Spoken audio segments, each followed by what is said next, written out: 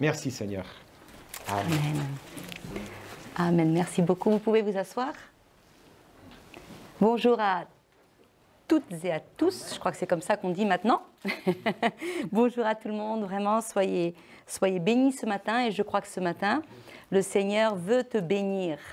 Je crois que le Seigneur, ce matin, veut t'encourager. Oui. Je vais le redire. Parce que je crois vraiment que ce matin, le Seigneur veut t'encourager. Toi. Le Seigneur, ce matin, veut encourager ton cœur. Il veut faire quelque chose de nouveau dans ton cœur. Amen. Alors, j'aimerais continuer cette série que nous sommes en train de partager sur la foi. Pourquoi sur la foi ? Parce que ta victoire, ta foi, c'est ta victoire. Et 1 Jean 5,4 nous dit « La victoire qui triomphe du monde, c'est notre foi. » La victoire qui triomphe du monde, c'est notre foi. Il y a beaucoup de versets qui nous parlent du fait que la foi, c'est notre triomphe. Et dans Éphésiens chapitre 6 et verset 16, il dit « Prenez par-dessus tout cela le bouclier de la foi, avec lequel vous pourrez éteindre tous les traits enflammés du malin. » Vous voyez, la foi, c'est essentiel. Parce que ta foi en Dieu, c'est ton triomphe. Eh bien, je pense que, mes amis, je pense qu'il nous faudra y consacrer plus d'énergie à affermir notre foi qu'à toute autre activité humaine à laquelle tu consacres ton temps aujourd'hui. Je vais répéter cette phrase parce que moi, elle m'a parlé à moi-même. Des fois, comme ça, il y a des phrases qui me viennent, elles me parlent. Alors, je me les répète.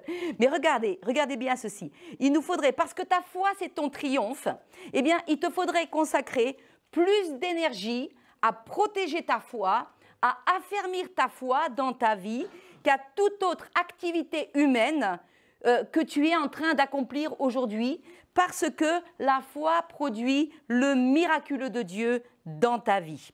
Amen. C'est par la foi que nous triomphons, c'est par la foi que nous traversons les épreuves victorieux. Et quand l'ennemi se dresse contre toi pour essayer de te décourager, quand il envoie ses flèches enflammées, et croyez-moi, si ce n'est déjà le cas, eh bien en tout cas ça va l'être, il va envoyer dans ta vie et dans ma vie, il envoie des flèches enflammées dont le but est de te mettre à terre, de te décourager, de te déstabiliser, de t'affaiblir. C'est ce qu'il va faire.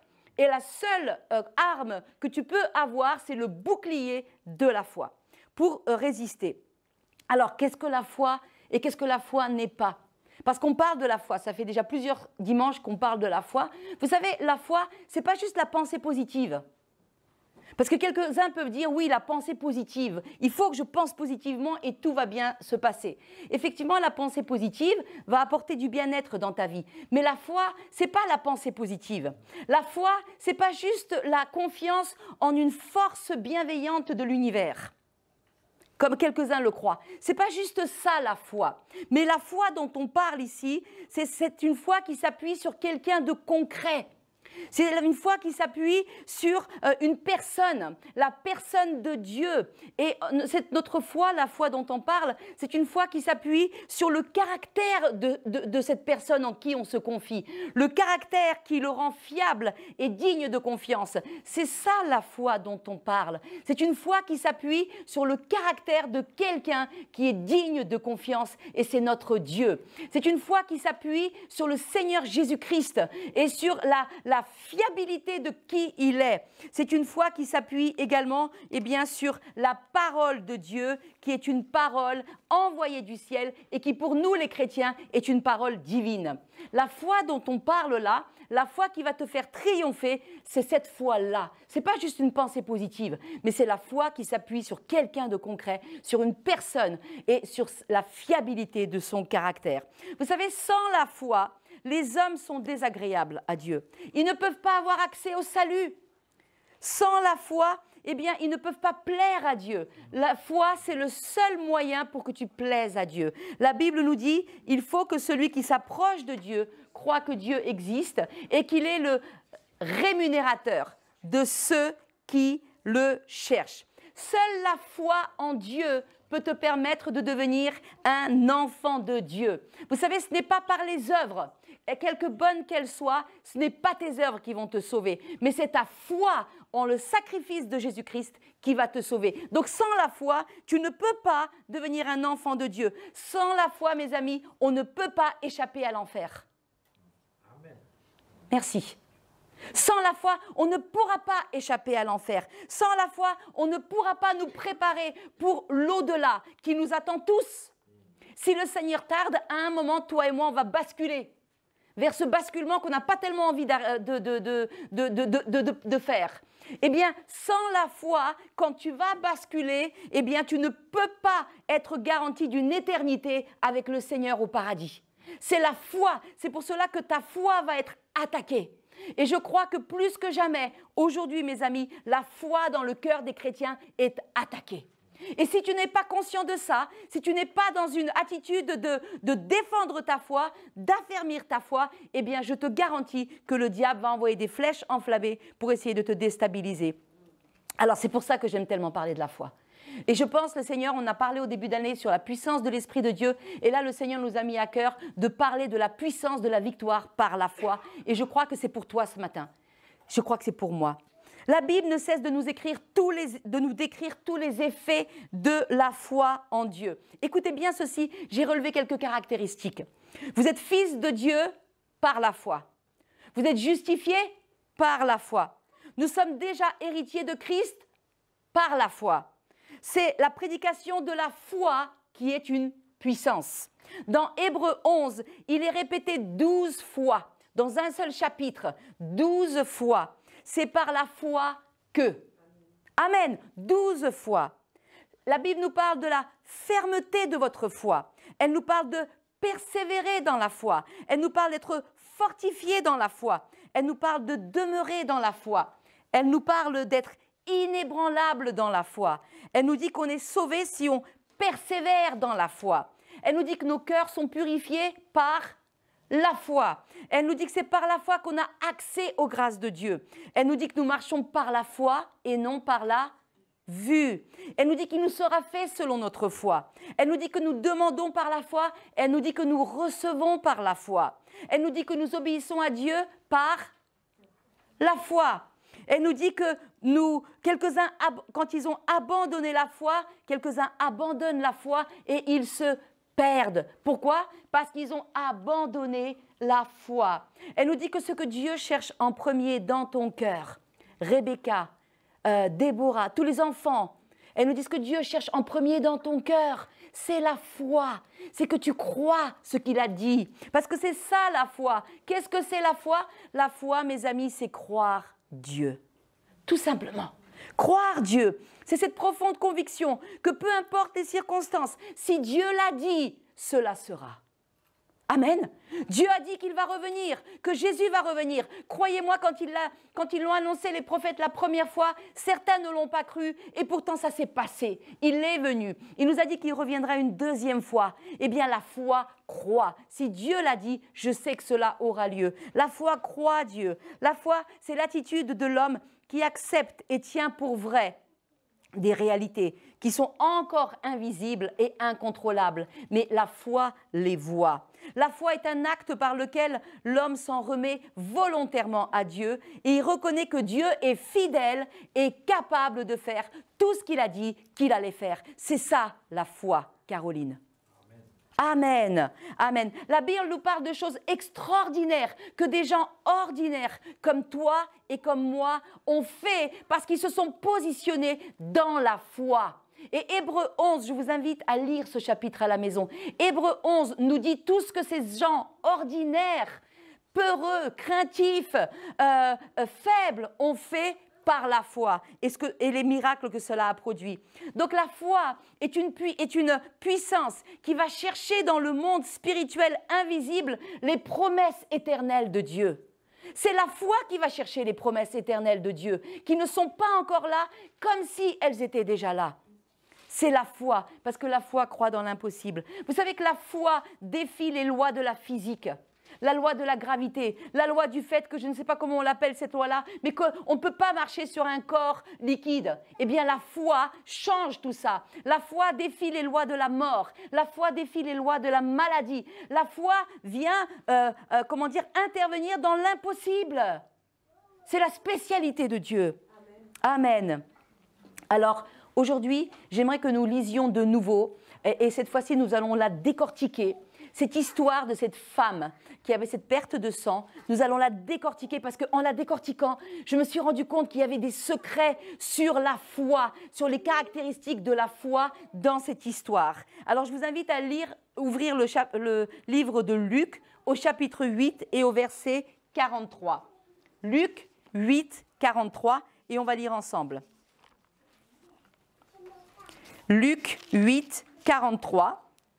On va le lire ensemble et ce qu'on va faire, c'est qu'on va trouver dans ce passage des mystères, des réalités, des secrets qui vont te permettre de rentrer dans une nouvelle dimension de foi et qui va t'affermir dans ta foi.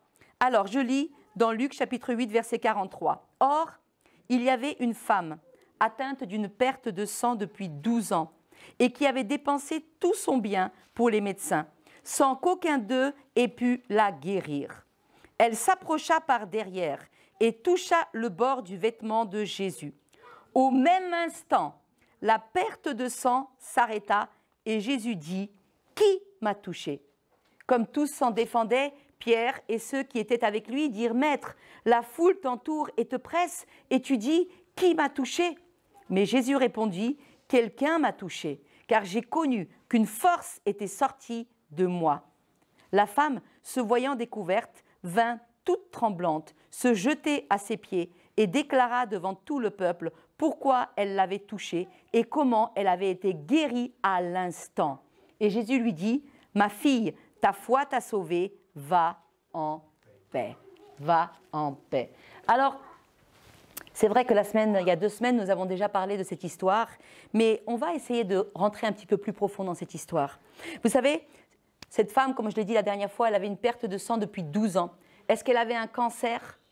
Quel genre de maladie avait-elle? Elle devait certainement être terriblement faible. Elle devait être anémiée.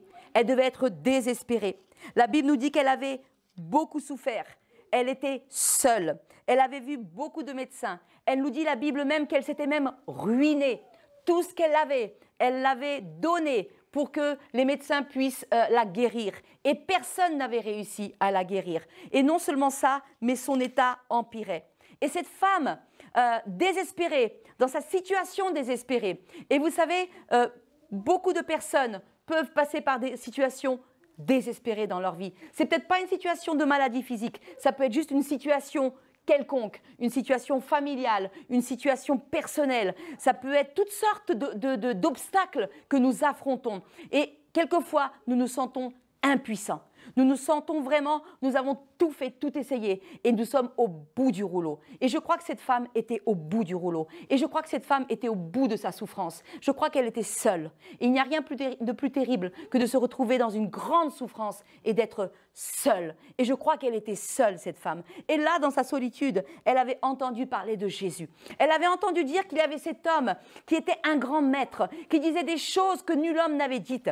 Elle avait entendu dire que cet homme, eh bien, il faisait des miracles et il guérissait les malades. Et là, il y a quelque chose, dans son désespoir, il y a quelque chose qui a commencé à renaître. Ce quelque chose, c'est la foi. Et je crois, mes amis, que ce dont nous avons le plus besoin, toi et moi, aujourd'hui, en avril 2021, c'est d'augmenter notre foi. Je crois que dans la situation dans laquelle nous sommes, nous ne savons pas à quoi nous allons faire face. Nous ne savons pas nos lendemains. Je crois que nous avons besoin de fortifier notre foi, d'augmenter notre foi. Notre foi est peut-être faible aujourd'hui. Peut-être que le diable est passé par là. Peut-être que ta foi s'est affaiblie. Et je crois que le Seigneur te parle ce matin. Il me parle pour que tu augmentes ta foi. Parce que c'est la foi qui te permettra de traverser ce qui est devant nous et devant toi. Ta foi doit être solidifiée et augmentée. Alors, nous avons tous besoin de plus de foi aujourd'hui.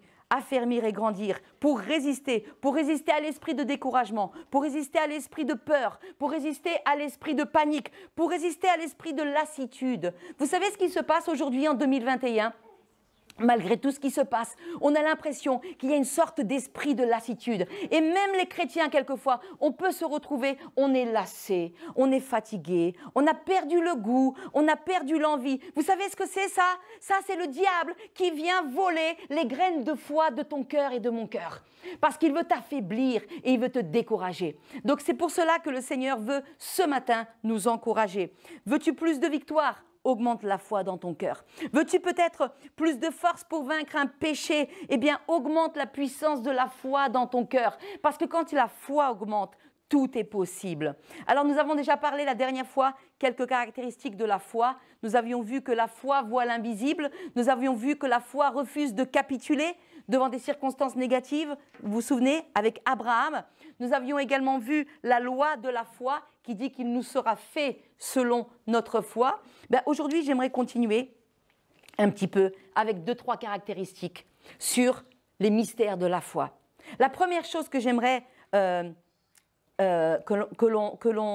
l'on partage, que l'on aborde par rapport à cette histoire, c'est que, vous voyez, la foi est toujours précédée d'une révélation spirituelle. Une révélation spirituelle. Cette femme, je suis persuadée qu'elle a connu, elle a vécu une révélation spirituelle de l'identité de Jésus-Christ. Et cette révélation spirituelle, elle a fait renaître l'espoir dans un cœur qui était désespéré. Elle avait entendu parler de Jésus, elle avait entendu parler qu'il était un faiseur de miracles, elle avait entendu dire qu'il guérissait, c'était un guérisseur. Et là, peut-être quelque chose a commencé à naître dans son cœur. Elle s'est dit, et si cet homme était vraiment l'envoyé de Dieu ? Et si cet homme était vraiment le Messie de Dieu ? Et si cet homme était vraiment la représentation de Dieu qui vient visiter les hommes ? Alors, il y a de l'espoir pour moi. Et je me demande si à un moment, alors que l'espoir commençait à renaître, il y a ce verset qui est venu la percuter. Vous savez, quelquefois, il y a une sorte de parole qui devient de parole de Dieu, qui devient une parole vivante pour toi et pour moi. C'est comme si tu lisais la Bible et d'un seul coup, il y a des mots qui sortent de la Bible et ils deviennent comme vivants pour toi. Et ça devient une parole de vie. Et là, je me demande si les promesses de Exode 15 où Dieu dit « Je suis Jéhovah Rapha », je suis le Dieu qui te guérit. Je me demande s'il n'y a pas une parole qui est venue et comme percuter son cœur et faire renaître la foi dans son cœur. Ça s'appelle une parole Réma, une parole de Dieu fraîche, vivante, qui t'est destinée à toi. Est-ce que ça vous est déjà arrivé ? Vous êtes en train de lire la Bible et d'un seul coup, il y a quelque chose. C'est comme si les mots devenaient vivants. C'est comme si les mots devenaient des mots qui te sont destinés à toi. Vous savez, quand j'étais jeune, je suis encore jeune, mais quand j'étais un petit peu plus jeune, il y a quelques années, je n'étais pas encore mariée. Je n'étais pas encore mariée, j'avais un certain âge déjà. Et vous savez, comme toutes les jeunes filles qui veulent se marier, et les jeunes hommes aussi, hein, mais les jeunes filles, et les années passent, et le prince charmant, il s'est perdu quelque part, il n'arrive pas. Vous voyez, tu te dis, mais qu'est-ce qui s'est passé ? Il a loupé le rond-point, il n'est pas là, pourtant tu pries, tu attends, tu fais confiance à Dieu, tu te préserves, tu te gardes pur, tu dis au Seigneur, Seigneur, je te fais confiance, et pourtant ça tarde un peu. Et il arrive dans des moments comme ça dans la vie où on est un petit peu découragé avec des situations pareilles. Et j'étais arrivée à un point dans ma vie où j'étais jeune, j'avais 25 ans, 24 ans et demi, et je commençais à être un petit peu découragée. Tu te rappelles, hein ? Je commençais à être un petit peu découragée. Je me suis dit, mais autour de moi, il n'y a personne, il y a personne. Il va venir d'où ? C'est juste pas possible. Et je me souviens, écoutez bien ceci, je le partage, c'est très perso, hein. C'est très personnel, mais je vous le partage parce que c'est que pour vous, hein. Je me souviens de ce jour où j'ai commencé à ouvrir la Bible. Je venais juste de prier. J'étais juste en train de dire au Seigneur, Seigneur, tu vois, je suis découragée. Tu vois, Seigneur, j'ai besoin d'un encouragement. Seigneur, donne-moi une parole, donne-moi quelque chose. Et puis j'ai commencé à juste laisser cette prière et j'ai ouvert la parole de Dieu. Et là, j'ai ouvert la parole de Dieu dans le livre de Genèse au chapitre 18. Et dans le livre de Genèse au chapitre 18, Eh bien, tout simplement, si vous connaissez ce passage, c'est les 3 envoyés de Dieu qui viennent visiter Abraham. Dieu avait fait une promesse à Abraham. Il lui avait dit « Je te donnerai une postérité plus nombreuse que les sables de la mer ». Et pourtant, Abraham commençait à être vieux, il avait 100 ans. Sarah avait 90 ans et toujours rien. Et là, il y a 3 messagers de Dieu qui viennent visiter Abraham. Et ils lui disent, l'un des messagers lui dit, au verset 10, il lui dit « Je reviendrai vers toi à cette même époque, et voici, Sarah, ta femme, aura un fils. » Alors dit comme ça, c'est juste un verset. Mais moi, quand j'ai lu ce verset-là, nous étions en 1989. On était au mois d'octobre 1989. Le prince charmant s'était perdu quelque part dans les villes alentours. Il n'arrivait pas. Et moi, j'étais désespérée. Et d'un seul coup, j'ai lu cette parole. Et vous savez, il y a quelque chose qui s'est passé qui m'a marqué pour toute ma vie. C'est que cette parole, elle est sortie. J'ai été percutée. Et c'est le Seigneur qui a dit dans mon cœur, « Je reviendrai vers toi. » Attendez, parce que je n'ai pas mes lunettes. « Et voici, je reviendrai vers toi à cette même époque, et voici, tu auras un mari. » Nous étions au mois d'octobre 1989. Vous savez ce qui s'est passé en octobre 1990 ? Le 20 octobre 1990, oui, vous ne savez pas, vous, hein. Le 20 octobre 1990, c'était mon mariage. J'étais en train de me marier avec cet homme. Je ne vous raconte pas les détails, ce sera pour une prochaine série. Hein. Mais le 20 octobre, je reviendrai vers toi à cette même époque et tu auras un mari. D'un seul coup, une parole est devenue vivante.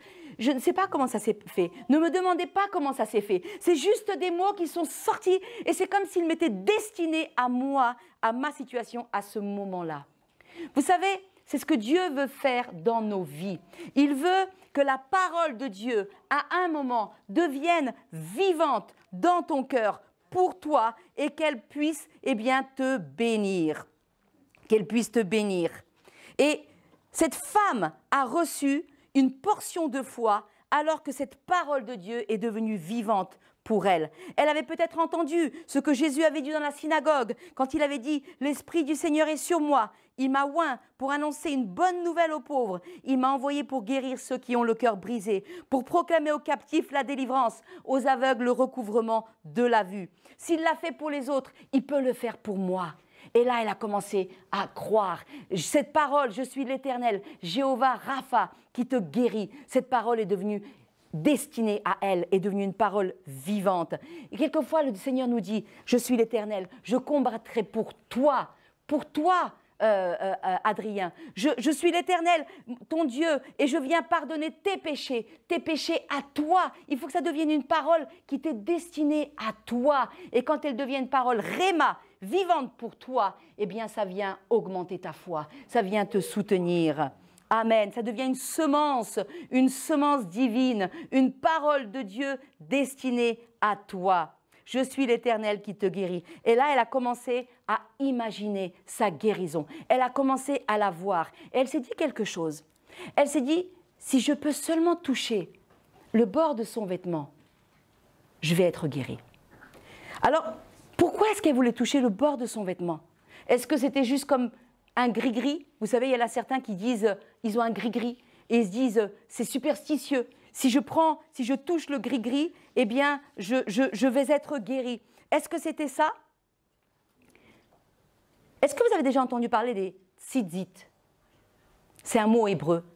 Qui a entendu parler des tzitzit? Les enfants, vous avez entendu parler à l'école des tzitzit? Personne? Les tzitzit, j'ai eu du mal à le dire, hein, je me suis exercée ce matin plusieurs fois. Les tzitzit, eh bien, qu'est-ce que c'est les tzitzit? Ce sont des petites franges. Ce sont des franges dans lesquelles on tresse des fils de couleur chez le peuple hébreu qui est pratiquant et on les attache au coin des vêtements. Et en fait, ces tzitzit, ça symbolise quelque chose pour le peuple hébreu. Ça symbolise la présence de Dieu qui les accompagne et la présence de la parole de Dieu. Et je vous ai fait un petit peu une image, comme on n'a pas d'écran. Ça, c'est donc une tunique. Et vous voyez ici, je le mettrai tout à l'heure, en bleu, des petites choses qui pendent. C'est ce que Dieu avait demandé au peuple hébreu dans Nombre chapitre 15 de faire. Dieu avait dit à Moïse dans Nombre chapitre 15, il lui a dit « Parle aux enfants d'Israël et dis-leur qu'ils se fassent de génération en génération une frange au bord de leurs vêtements et qu'ils mettent un cordon bleu sur cette frange du bord de leurs vêtements. Quand vous aurez cette frange, vous la regarderez et vous vous souviendrez de tous les commandements de l'Éternel pour les mettre en pratique. » Alors le peuple hébreu, il en a fait une coutume. Il a fait des tzitzit. Et vous savez ce qui est incroyable, c'est que dans les lettres de l'hébreu, chaque lettre correspond à une correspondance en chiffres.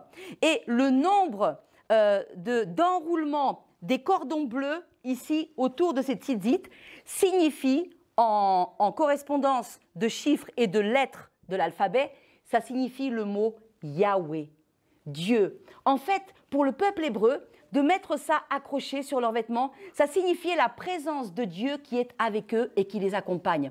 Et la deuxième, autre calcul très savant, la deuxième signification du nombre de tours de ces petits rubans sur ces franges, eh bien, le nombre d'enroulements correspond au nombre exact de commandements de la Torah. En fait, c'était Dieu qui avait voulu qu'ils se souviennent que la présence de Dieu les accompagnait et que la parole et les commandements de Dieu étaient aussi devant leurs yeux. Moïse avait demandé, Dieu avait demandé à Moïse de faire de cela une tradition pour que le peuple de Dieu se souvienne des promesses de Dieu et de sa parole. Et je suis persuadée que cette femme, quand elle s'est dit « je vais toucher le bord du vêtement », elle voulait toucher le tzitzit du vêtement de Jésus. Et quand elle voulait toucher le bord du vêtement de Jésus, en réalité, ce qu'elle voulait toucher, c'est la parole de Dieu. C'est la parole qui s'est faite chair. Parce que la Bible nous dit que la parole a été faite chair et elle a habité parmi nous, pleine de grâce et de vérité. Et nous avons contemplé sa gloire, une gloire comme la gloire du Fils unique venu du Père. Alors, en touchant le bord du vêtement de Jésus, elle touchait la parole vivante de Dieu. Et alors qu'elle a fait ça, eh bien qu'elle a touché la promesse de Dieu, eh bien il y a quelque chose qui s'est passé de miraculeux. Alors de la même manière, quand tu as soif d'entendre Dieu dans tes circonstances, pour tes circonstances, eh bien Dieu va t'envoyer une parole Réma et tu vas la toucher. Et cette parole, elle va produire la foi dans ta vie et dans ton cœur. Cette révélation vient de la parole de Dieu. Amen. Alors quand nous ouvrons la Bible, frères et sœurs, ouvrons-la avec expectative. Ne l'ouvrons pas juste mécaniquement, mais ouvrons-la en disant « Seigneur, tu connais ma situation, tu sais mon cœur, tu sais mes découragements, tu sais mes déceptions, tu sais peut-être mes peines, tu sais peut-être ma souffrance, tu sais peut-être mes impasses. Seigneur, envoie une parole pour fortifier ma foi. Envoie une parole Réma, une parole qui va sortir, qui va me parler et sur laquelle je vais pouvoir m'appuyer. Seigneur, tu sais les temps qui sont devant nous. Seigneur, tu sais ce qui est devant nous, Seigneur. Envoie une parole qui va nous donner la force de supporter tout ce que nous allons traverser. Seigneur, tu connais l'état de mon cœur. Tu sais, Seigneur mon Dieu, exactement ce que j'ai besoin d'entendre du Saint-Esprit. Envoie une parole, Seigneur, pour que je puisse la toucher, Seigneur, et qu'elle puisse me donner la foi. Amen. Envoie-moi un tzitzit, Seigneur. Quelque chose, Seigneur, qui va fortifier ma foi. C'est ça qu'elle a voulu faire. La foi vient d'une révélation que tu as et elle produit en toi une conviction. Alors je t'encourage à rechercher, eh bien, une parole vivante. Ne laisse pas ta foi mourir, ne laisse pas ta foi se scléroser, ne laisse pas ta foi diminuer ou s'affaiblir, mais sois violent pour t'emparer, eh bien, de la promesse de Dieu. Le diable fera tout pour que tu ne connaisses pas et ne reçoives pas la graine de foi. La semence de foi. Quand la foi naît dans ton cœur, elle balaie tous les obstacles. Vous savez, la parole de Dieu nous dit que ce sont les violents qui s'emparent du royaume de Dieu. Amen. Pas les violents qui vont boxer leurs frères et sœurs, mais les violents, ceux qui ne vont pas se laisser décourager par les obstacles. Vous savez, mes frères et sœurs, mes amis, il y a beaucoup d'obstacles aujourd'hui à ce que ta foi grandisse et soit forte. Il y a beaucoup d'obstacles. Il y a l'obstacle de l'occupation, il y a l'obstacle de la peur, il y a l'obstacle de la lassitude. Il y a beaucoup d'obstacles. Tu dois te frayer un chemin malgré les obstacles pour toucher Jésus, pour que ta foi soit affermie. Cette femme, elle avait beaucoup d'obstacles devant elle. Vous savez, à cette époque-là, quand on avait cette maladie, on était considéré comme impur.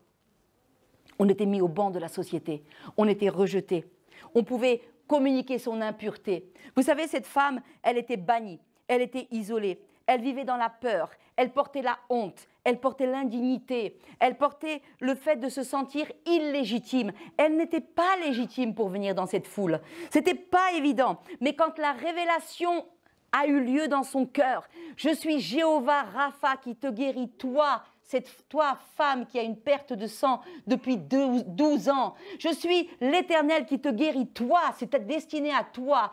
Et bien là, quand elle a reçu cette révélation, elle a eu la force de braver tous les obstacles. Plus rien ne pouvait l'arrêter. Vous savez, la foule pressait Jésus.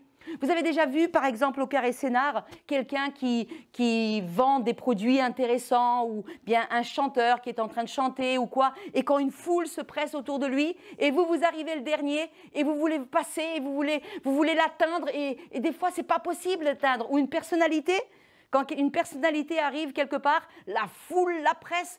Ben, je vous dis, c'est difficile d'arriver jusqu'à la toucher, n'est-ce pas? Eh bien là, je me suis posé la question, je me suis dit, mais comment a-t-elle fait? Comment a-t-elle fait?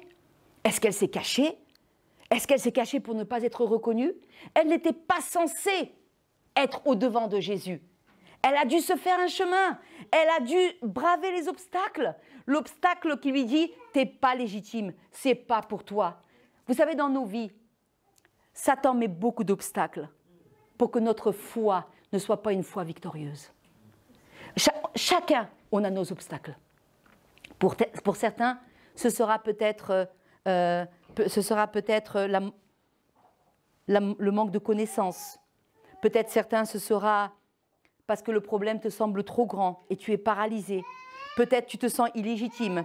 Peut-être, je ne sais pas quel va être ton obstacle, mais il va falloir que tu te frayes un chemin pour toucher Jésus. Il va falloir que tu parles à tes découragements. Il va falloir que tu parles à tes déceptions. Vous savez, la déception peut être un obstacle. L'amertume peut être un obstacle. La tiédeur peut être un obstacle. La complaisance peut être un obstacle. Vous savez, la complaisance, c'est-à-dire, bon, c'est comme ça, je suis comme je suis, la vie est comme ça, le Seigneur comprend. Bah, des fois, non, il ne comprend pas. Des fois, non, il ne comprend pas le Seigneur. Il a payé tellement cher sur la croix pour que tu sois libéré. Il a donné tout ce qu'il avait de plus précieux. Il a été rejeté de tous, il a été même rejeté du Père. Imaginons les souffrances qu'il a payées pour que toi et moi, eh bien, nous puissions être libérés. Alors, nous avons tous des obstacles, des problèmes qui sont plus grands que nous. C'est quoi ta montagne? C'est quoi ton obstacle? La foi petite peut déplacer des montagnes, mais elle doit d'abord braver les obstacles. L'obstacle, ça peut être l'incrédulité. L'obstacle, ça peut être le désespoir, le doute, la peur, la honte. Ça peut être de se sentir coupable, trop coupable. Ça peut être la rationalité. Vous savez, pour certaines personnes, l'obstacle, c'est d'être trop cartésien, d'être trop intellectuel, de vouloir tout intellectualiser. Et certains disent, oui, mais ça, c'est juste du bon sens, Dieu ne peut pas le faire. Mais la foi n'est pas toujours rationnelle. La foi fait des choses que l'intelligence te dit ne sont pas possibles. J'ai tellement de fois vu Dieu faire des choses que l'intelligence me disait « c'est pas possible, laisse tomber » et Dieu l'a fait. Parce que la foi n'a pas les mêmes règles. Quel est ton obstacle dans ta situation actuelle à toi? Tu dois le repérer, tu dois l'enrayer, tu dois l'affronter. Parce que si tu ne l'affrontes pas, eh bien l'ennemi va envoyer des flèches et tu ne pourras pas résister à ces flèches. Le diable est un obstacle aussi pour certains d'entre nous. C'est un grand obstacle, ces pièges, ces flèches enflammées. Et la Bible nous dit que c'est la foi qui va triompher de toutes les attaques du diable. Quand le diable vient t'attaquer et m'attaquer, eh bien, on a vu tout à l'heure dans Éphésiens 6, il dit « Prenez par-dessus tout le bouclier de la foi, avec lequel vous pourrez éteindre tous les traits enflammés du malin. » Moi, ça me dit quoi? Ça me dit que le diable envoie des flèches dans nos vies, sur nos vies. Les flèches qu'il envoie sur ma vie ne sont pas les flèches qu'il envoie sur ta vie. Peut-être que toi, ce sera une flèche d'endormissement. Peut-être que moi, ce sera une flèche de culpabilité. Mais les flèches sont toujours destinées à détruire notre zèle, notre foi, notre engagement avec le Seigneur. Alors, le seul moyen, c'est de prendre le bouclier de la foi. Le bouclier de la foi. Le diable veut t'empêcher d'accéder aux promesses de Dieu, à tes victoires, à ta destinée, à la parole Réma qui est donnée pour toi. Et il nous dit dans 1 Pierre 5, 9, « Résistez-lui avec une foi ferme, sachant que les mêmes souffrances sont imposées à vos frères dans le monde. » Il n'est pas dit « demande à ton pasteur de lui résister pour toi » ou il n'est pas dit « demande à ton mari de résister pour toi » il n'est pas dit « demande à ta copine de résister pour toi » il est dit « toi, résiste-lui ». Alors quand, dans ton intimité, tu as la révélation que c'est une flèche enflammée du diable qui veut attaquer ta foi, prends le bouclier de la foi et résiste-lui. Amen, amen. Alors la foule le pressait, mais une seule l'a touché. La foule le pressait, mais une seule l'a touché.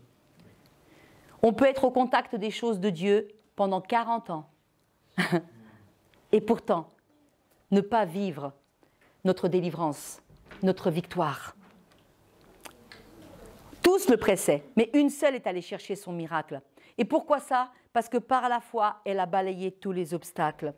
Rien ne change tant que tu n'es pas désespéré de toucher Dieu. Rien ne change tant que tu restes dans l'ignorance de ce qui t'appartient en tant que fils et fille de Dieu. Rien ne change.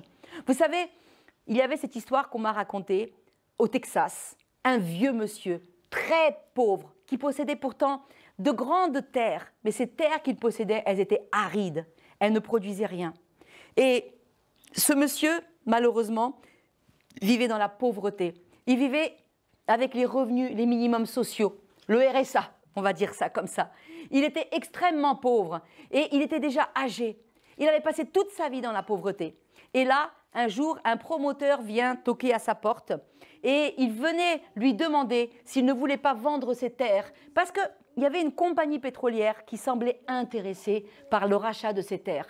Et ce vieux monsieur très pauvre qui vivait avec le RSA, eh bien, a accepté. Et alors qu'ils ont fait, avant la vente, eh bien, les tests pour le sol de ces terres, ils ont découvert que le sol aride des terres de ce pauvre monsieur, pauvre dans tous les sens du terme, regorgeait de pétrole. En quelques jours, de pauvre monsieur qui vivait avec les minimums sociaux, le RSA, il est devenu milliardaire. Et pourtant, toute sa vie, c'était là, c'était sous ses pieds. Il le possédait, c'était à lui, mais il ne le savait pas. Et je me suis posé la question, je me suis dit, Dieu nous donne des promesses, des bénédictions. Il nous donne des promesses merveilleuses. Il nous donne une destinée merveilleuse. Il nous donne des capacités fantastiques. Et pourtant, quelquefois, nous vivons dans la pauvreté spirituelle. Parce que nous ne connaissons pas ce qui nous appartient. Mais vous savez, pour connaître ce qui nous appartient, il va falloir être violent. Il va falloir se faire violence. La Bible ne va pas venir toute seule jusqu'à toi le matin quand tu te réveilles. Elle n'a pas de jambes encore. Il va falloir aller la chercher, il va falloir mettre ton réveil, il va falloir te discipliner pour aller creuser, chercher, pousser tous les obstacles. Quand les obstacles viennent, le téléphone sonne, tu as envie d'aller sur Facebook, mais tu es en train de lire, tu te dis je fais ça ou je fais ça. Il va falloir que tu sois déterminé. Alors quel est ton rêve dans ta vie? Quelle est la chose que Dieu met sur ton cœur? Quelle est la chose que Dieu dépose sur ton cœur, mais que tu n'es pas encore allé chercher par la foi? Parce que tu doutes, parce que tu ne te sens pas la capacité de.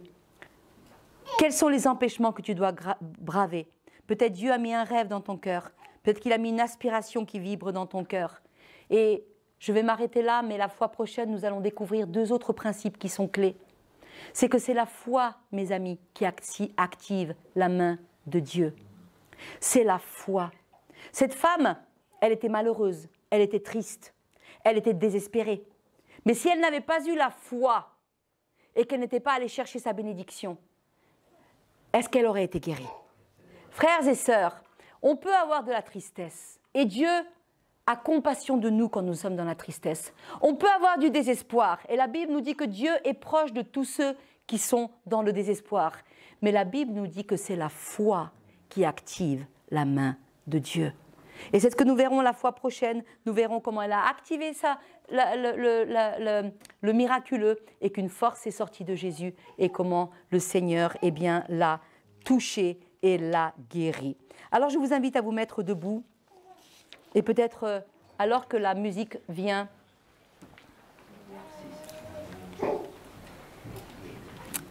Amen.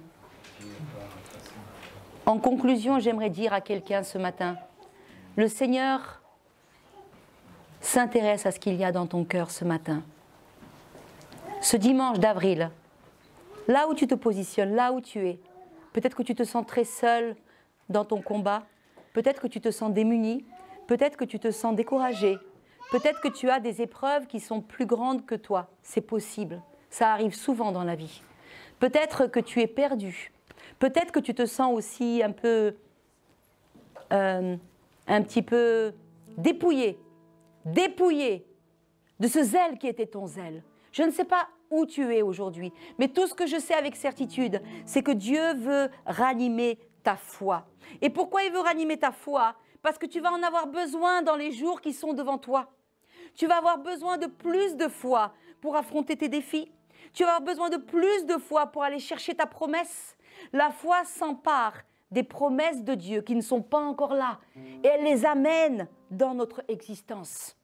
Alors tout ce que je sais, c'est qu'aujourd'hui, Dieu cherche à ranimer la foi dans nos cœurs, et particulièrement dans ton cœur et dans mon cœur.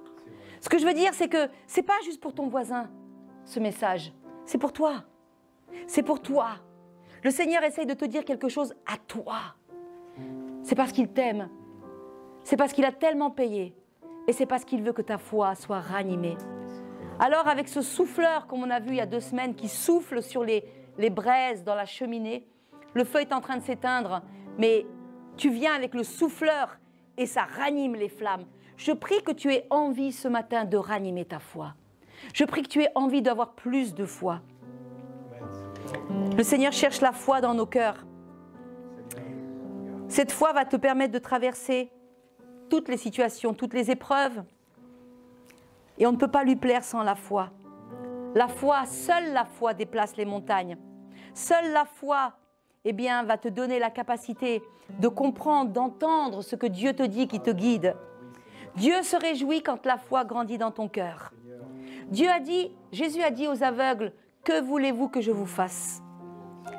Il a dit, « Seigneur, que je recouvre la vue. » Il a dit, « Qu'il te soit fait selon ta foi. » Vous savez, la foi ose rêver.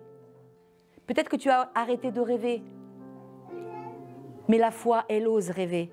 La foi, elle voit l'invisible. La foi refuse de s'arrêter sur seulement ce qui est visible. Elle voit les promesses de Dieu pour toi. La foi refuse de capituler. La foi va toucher le bord du vêtement de Jésus. Quand tu touches spirituellement le bord du vêtement de Jésus, en quelque sorte, tu touches la promesse de Jésus pour toi, pour ta famille, il se passe un miracle toujours. Alors, je vous encourage ce matin, alors que nous allons chanter ce chant, à demander au Seigneur, « Seigneur, aide-moi à ce que ça devienne la priorité de ma vie. Augmentez ma foi en toi. Enracinez plus profond ma foi. Seigneur, comment je peux faire? Seigneur, je suis désespérée. Seigneur, aide-moi. » La foi nous libère du désespoir. Elle écarte volontairement toutes les déceptions. Elle choisit la foi de fixer les regards sur celui qui a toutes les réponses. Et elle touche le tzitzit, ce cordon. Amen. Alors ce matin que nous allons chanter, vraiment je demande, Seigneur Jésus, que tu ranimes la foi de chacun d'entre nous, tous ceux qui nous écoutent, Seigneur. Seigneur, toi, tu sais combien quelquefois la vie, elle a son lot de difficultés. Peut-être quelquefois, Seigneur, c'est la fatigue, peut-être le découragement. Seigneur, et notre foi est attaquée. Et Seigneur, c'est pour cela que tu nous dis, ranime la foi. Alors je prie, Père, que tu viennes toi qui connais le cœur de chacun, que tu viennes toucher particulièrement en envoyant ce matin une parole Réma, Seigneur, à chaque personne, et qu'elle puisse vraiment entendre, Seigneur, ta douce voix qui leur parle, en disant, mon fils, ma fille, je suis là, je suis venu pour toi, et je veux t'encourager, je veux te fortifier, je veux que tu deviennes plus fort dans la foi. Et au travers de cela, eh bien, tu traverseras tout ce qui est devant toi, aujourd'hui et demain. Au nom puissant de Jésus. Amen. Amen.